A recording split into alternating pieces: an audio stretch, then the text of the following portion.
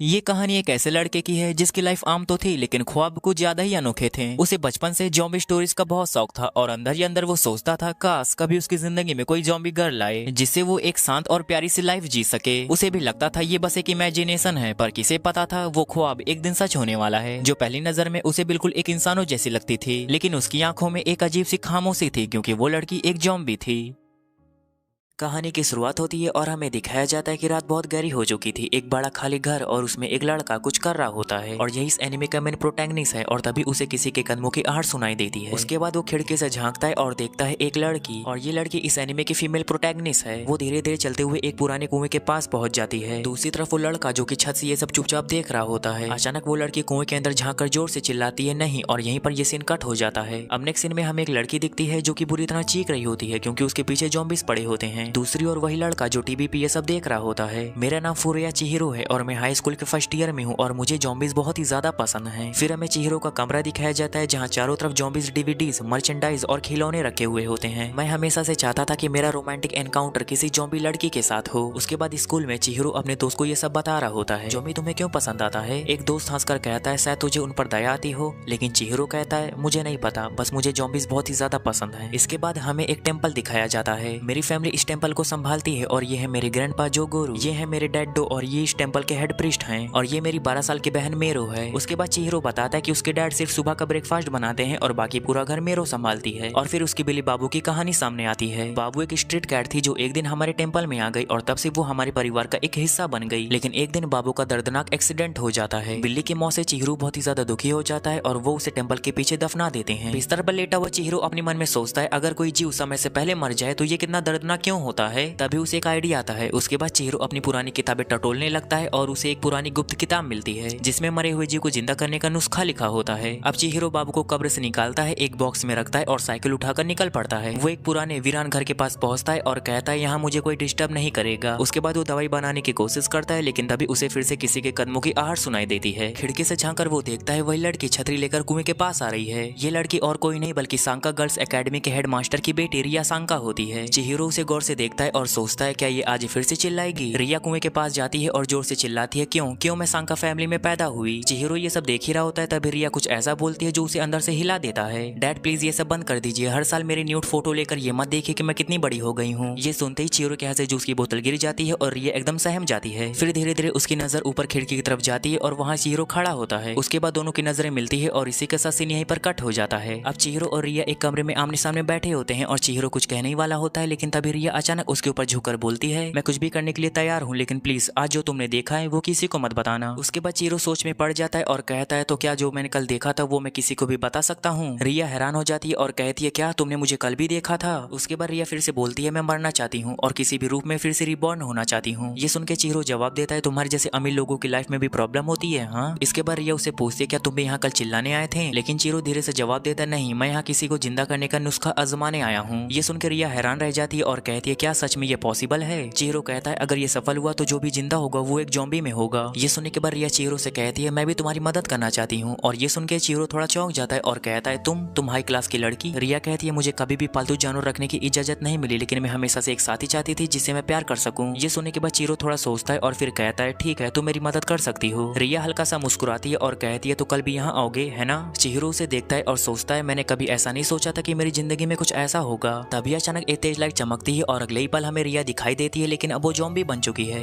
Next scene में चिहिरो उस medicine को बनाने में फेल हो जाता है और वो ऑलमोस्ट गिव अप करने ही वाला था। चिहिरो कहता है अब शायद मुझसे ये नहीं हो सकता, लेकिन तभी रिया उसे बिल्डिंग के नीचे पड़े हुए हब्स के ट्रिक के बारे में बता देती है। उन हब्स को लेने के चक्कर में रिया नीचे गिरने वाली होती है, पर चिहिरो उसे पकड़ लेता है और कहता है क्या तुम पागल हो अगर गिर जाती तो। जिसके बाद हब्स मिल जाते हैं और चिहिरो फाइनली मेडिसिन बना लेता है और रिया थोड़ी सी मेडिसिन अपने पास रख लेती है जैसे उसे कुछ फील हो रहा हो। जिसके बाद चिहिरो बाबू को मेडिसिन पिलाता है लेकिन कुछ भी नहीं होता। वो डिसअपॉइंट हो जाता है और डिसाइड करता है कि वो बाबू को वापस से बुरी कर देगा। उससे पहले वो रिया को अपनी साइकिल पर बिठाकर घर ड्रॉप कर देता है और वहीं पर रिया के डैड डेनियल उसे देख लेते हैं। घर लौटने के बाद चिहिरो अपनी कजन रैंको से मिलता है और वो बोलती है तुम्हारे बॉक्स में जरूर कुछ खास होगा। चिहिरो घबरा जाता है क्योंकि बॉक्स में बाबू की डेड बॉडी होती है, लेकिन जैसे रैंको बॉक्स खोलती है और बाबू खुद ही बाहर निकल आता है और वहाँ से भाग जाता है। ये देखने के बाद चिहिरो शॉक होकर बोलता है ये क्या हो रहा है। नेक्स्ट सीन में रिया के डैड रिया को सजा देते हैं कि ना ही वो घर से बाहर जा सकती है और ना ही स्कूल। ये सब सुनकर रिया बहुत ही ज्यादा हर्ट हो जाती है और वो अपनी बची हुई मेडिसिन को पी लेती है ताकि वो खुद को खत्म कर सके। सके। अगली सुबह जब उसकी आंख खुलती है तो वो शौक रह जाती है क्योंकि अभी वो जिंदा होती है। वो नीचे जाकर सुन लेती है कि उसके डैड ने अपने बटलर को चिहिरो को सबक सिखाने के लिए भेजा है। रिया बहुत ही ज्यादा डर जाती है और वो कहती है नहीं, मैं चिहिरो को कुछ नहीं होने दूंगी। उसके बाद वो घर से भाग जाती है और नेक्स्ट सीन में हमें दिखाया जाता है कि चिहिरो अपने प्यारे बाबू को ढूंढ रहा होता है। तभी उसे पता चलता है कि वो एक जॉम्बी कैट बन चुकी है, जिसपे रैंको कहती है ये बिल्ली अब एक जॉम्बी बन चुकी है। ये सुनने के बाद चिहिरो हैरानी से बोलता है इम्पॉसिबल, ये कैसे हो सकता है। तभी बाबू वहाँ से भाग जाता है और चिहिरो उसके पीछे निकल जाता है और इसी वजह से वो आज का स्कूल मिस कर देता है। नेक्स्ट सीन में रिया स्कूल में चिहिरो को ढूंढती है लेकिन वो उसको नहीं मिलता, तो वो दूसरी जगहों पर सर्च करने के लिए निकल जाती है। तभी वही बटलर उसे देख लेता है और उसके बाप को कॉल कर देता है। नेक्स्ट सीन में रिया बिल्डिंग के पास पहुंच जाती है और उधर चिहिरो बाबू को वही हब्स खाते हुए देख लेता है और तभी उसे ऊपर से रिया की आवाज सुनाई देती है और रिया चिल्लाती हुए कहती है चिहिरो। और ठीक उसी वक्त डेनियल और उसका बटलर वहाँ पहुंच जाते हैं। डेनियल गुस्से में कहता है अगर तू एक अच्छी बच्ची बनकर मेरे साथ घर वापस चलेगी तो मैं तुझे कुछ नहीं करूंगा। लेकिन रिया को ये बात पता होती है कि अगर वो वापस घर चली गई तो उसकी जिंदगी फिर से वैसी हो जाएगी जैसे वो पहले थी, जो उसे बिल्कुल नहीं पसंद है। तो अब फाइनली रिया अपने फादर को साफ कह देती है कि मैं आपके साथ घर वापस नहीं जाना चाहती। ये सुनने के बाद उसका फादर डेनियल बहुत ही ज्यादा गुस्से में आ जाता है और उसे जबरदस्ती खींचते हुए घर ले जाने लगता है। तभी वहाँ बाबू आ जाता है और रिया को प्रोटेक्ट करने की कोशिश करता है। बाबू को देखकर रिया बहुत ही ज्यादा खुश हो जाती है, लेकिन तभी डेनियल की नजर एक गंदी कैट पर पड़ती है जो रिया के पास खड़ी होती है और उसे देखकर डेनियल फिर से गुस्से में आ जाता है और वो कैट पर हमला कर देता है। ये सब देखकर रिया बाबू को बचाने की कोशिश करती है, लेकिन इसी चक्कर में वो खुद पहाड़ से नीचे गिर जाती है। डेनियल ये सब देखकर शॉक्ड रह जाता है क्योंकि वो नहीं चाहता था कि उसकी बेटी मर जाए। चिहिरो भी रिया को इस हालत में देखता है और उसे बचाने के लिए भागता है, लेकिन तब तक बहुत ही ज्यादा देर हो चुकी थी। उसकी आंखों के सामने रिया की बॉडी बिल्कुल लाइफलेस पड़ी होती है और उसे मरते हुए देखकर चिहिरो पूरी तरह टूट जाता है। तभी बाबू रिया की बॉडी को लिक करता है और अचानक रिया फिर से अपनी आंखें खोल देती है। उसके बाद वो अपने पैरों पे खड़ी हो जाती है और चिहिरो एकदम शॉक्ड रह जाता है। उसे पता नहीं था कि रिया ने भी उस मेडिसिन को पी लिया था। रिया उसके पास आकर कहती है मैं तुम्हारे साथ रहना चाहती हूँ और चिहिरो बिना सोचे समझे मान जाता है। और ये सारी चीजें डेनियल और उसका बटलर छिप के देख रहे होते हैं और डेनियल को अब यकीन हो चुका था कि उसकी बेटी अब इंसान नहीं रही, वो एक जॉम्बी बन चुकी है। डेनियल को बहुत ही ज्यादा गिल्ट होता है कि उसने अपनी बेटी को ऐसे ही पहाड़ से नीचे गिरा दिया और अब वो उसे आसानी से नहीं जाने देगा। जिसके बाद हमें पता चलता है कि डेनियल अपनी बेटी से कुछ ज्यादा ही ऑब्सेस्ड होता है। दूसरी तरफ चिहिरो रिया को अपने घर ले आता है और रिया उसके घर आकर बहुत ही ज्यादा खुश हो जाती है। उसके बाद वो कहती है फाइनली मुझे अपने पापा की जेल से आजादी मिल गई। लेकिन चिहिरो बहुत ही ज्यादा परेशान रहता है क्योंकि रिया अब एक जॉम्बी बन चुकी थी। उसका दिल अब धड़कना बंद हो गया था और उसकी बॉडी अब ठंडी हो चुकी थी। लेकिन रिया को खुद में आया ये चेंज बहुत ही ज्यादा पसंद आता है क्योंकि अब वो बाबू से बात कर सकती थी और उसे ये भी समझ आता है कि चिहिरो उसे लेकर कितना ज्यादा ऑब्सेस्ड है। रिया फिर उसके पास आकर कहती है तुम मुझे बहुत ही ज्यादा पसंद करते हो ना जब से मैं जॉम्बी बन गई हूँ। ये सुन के चिहिरो ब्लश करने लगता है क्योंकि रिया अब उसकी ड्रीम गर्ल बन चुकी होती है। जिसके बाद दोनों एक दूसरे के काफी क्लोज आ जाते हैं और दोनों एक दूसरे को किस करने वाले होते हैं, लेकिन तभी वहाँ रैंको आ जाती है। रैंको को देखते ही चिहिरो तुरंत उसे रोकने के लिए भागता है ताकि वो रूम के अंदर ना आ पाए। दूसरी तरफ रिया अपने मन में सोचती है ये मैं क्या करने जा रही थी, मैं तो उसे किस नहीं बल्कि बाइट करने वाली थी। इधर रैंको चिहिरो के घर बाबू के बारे में बात करने आई थी कि वो अब कैसा है। जिसके बाद चिहिरो से थोड़ी दूर ले जाता है जहाँ वो लोग आराम से बात कर सके। तभी वहाँ चिहिरो का एक दोस्त आ जाता है और वो कहता है मुझे नहीं पता था कि तू रिया के साथ डेटिंग कर रहा है। ये सुनकर चिहिरो थोड़ा ब्लश करता है और कहता है नहीं यार ऐसा कुछ नहीं है, मैं उसके साथ डेटिंग नहीं कर रहा। जिसके बाद हम देखते हैं कि रैंको रिया के बारे में सुनकर थोड़ा जेलस फील करती है। दूसरी तरफ रिया चिहिरो का काफी देर से वेट कर रही होती है और उसे लगता है कि घर में कोई नहीं है तो वो नहाने चली जाती है। जब वो तौल लेने के लिए बाहर आती है तभी चिहिरो के ग्रैंडपा वहाँ आ जाते हैं और वो दोनों एक दूसरे को देख काफी घबरा जाते हैं। उसके बाद रिया किसी तरह ग्रैंडपा को धक्का देकर चिहिरो के रूम में छुप जाती है। अब नेक्स्ट सीन में रात हो जाती है। चिहिरो जब घर वापस आता है तो देखता है कि रिया बिना कपड़ों के फ्लोर पर पड़ी है। उसे तुरंत समझ आ जाता है कि रिया अपनी बॉडी को मूव नहीं कर पा रही है। अगर उसका ठीक से ध्यान नहीं रखा गया तो उसकी बॉडी पूरी तरह हार्ड हो जाएगी, एक नॉर्मल जॉम्बी की तरह। अब चिहिरो उसे बेड पर लेटा देता है और रूम का टेम्परेचर कम कर देता है। चिहिरो रिया को ठीक करना चाहता है, इसलिए वो अपनी सिस्टर रैंको के पास जाकर एक पुरानी बुक ले आता है जिसमें जॉम्बिस के बारे में लिखा होता है। लेकिन उस बुक में इंफॉर्मेशन बहुत ही ज्यादा कम होती है और अब तक चिहिरो ने अपने घर वालों को ये भी नहीं बताया कि उसने अपने रूम में एक जॉम्बी पाल रखा है। जिसके बाद कुछ दिन और गुजर जाते हैं। उसके बाद चिहिरो को पता चलता है कि वो जॉम्बी वाली बुक एक्चुअली और किसी ने नहीं बल्कि ग्रैंडपा ने लिखी होती है। लेकिन अब उनकी एज ज्यादा हो चुकी है इसलिए उन्हें कुछ याद नहीं कि उसका सोल्यूशन क्या है। उसी समय रैंको भी चिहिरो से मिलने के लिए उसके घर आ जाती है। उसके बाद दोनों बात करते हैं, लेकिन बात खत्म होने के बाद रैंको चुपके से चिहिरो के रूम में जाती है जॉम्बी वाला बुक चुराने के लिए। लेकिन तभी उसे पता चलता है कि चिहिरो ने अपने रूम के अंदर एक लड़की छिपा कर रखी है और जैसे ही उसकी नजर रिया पे पड़ती है तो वो शॉक्ड रह जाती है। फिर रिया उसके ऊपर जम करके उसकी बॉडी को चाटने लगती है। रिया उसे देखते ही पहचान लेती है कि ये तो इस शहर की रेजो फैमिली की लड़की है और रिया की हरकत देखकर रैंको को भी साफ समझ आ जाता है कि ये लड़की अब एक जॉम्बी बन चुकी है। जिसके बाद रैंको की आवाज सुनकर चिहिरो तुरंत उसके रूम की तरफ भागता है और जैसे ही चिहिरो रूम का दरवाजा खोलता है रिया तुरंत उसे देखकर उसे सीधा किस कर लेती है। ये सब देखकर रैंको काफी चौंक जाती है और गुस्से में चिहिरो से कहती है तुम एक जॉम्बी के साथ आखिर क्या कर रहे हो। चिहिरो उसे सब कुछ समझाता है कि रिया ने जो मेडिसिन खाई थी उसी की वजह से वो ह्यूमन से जॉम्बी बन गई है। इधर रिया की नजर बाबू पर पड़ती है जो उसके पीछे पीछे चल देती है। चिहिरो ये सब देख फौरन उसके पीछे भागता है। वहाँ जाके वो देखता है कि बाबू और रिया दोनों हीलिंग मैजिक मैजिक वाले एक खास पत्ते को खा रहे हैं। उस लीफ को खाते ही रिया धीरे धीरे अपने ह्यूमन फॉर्म में वापस आने लगती है। तभी वहाँ चीरू के ग्रैंडपा भी आ जाते हैं। वो चीरू को बताते हैं कि जिन लोगों ने वो मेडिसिन ली थी और जॉम्बी बन गए थे, उनके लिए ये लीफ खाना बहुत ही ज्यादा जरूरी है, नहीं तो वो दोबारा ह्यूमन फॉर्म में वापस नहीं आ सकते। उनके लिए स्पेशल ध्यान रखना पड़ेगा, जैसे daily exercise, low temperature environment और डेली हाइपरटॉक्सिन क्लियर करने वाले ये लीव्स देना होगा। अब चीरू अपने ग्रैंडपा से परमिशन लेता है कि क्या वो रिया को अपने घर में रख सकता है, जिसपे उसके ग्रैंडपा मान जाते हैं क्योंकि वो बहुत ही ज्यादा काइंड हार्टेड पसंद थे। तो अब चीरू रिया को अपने घर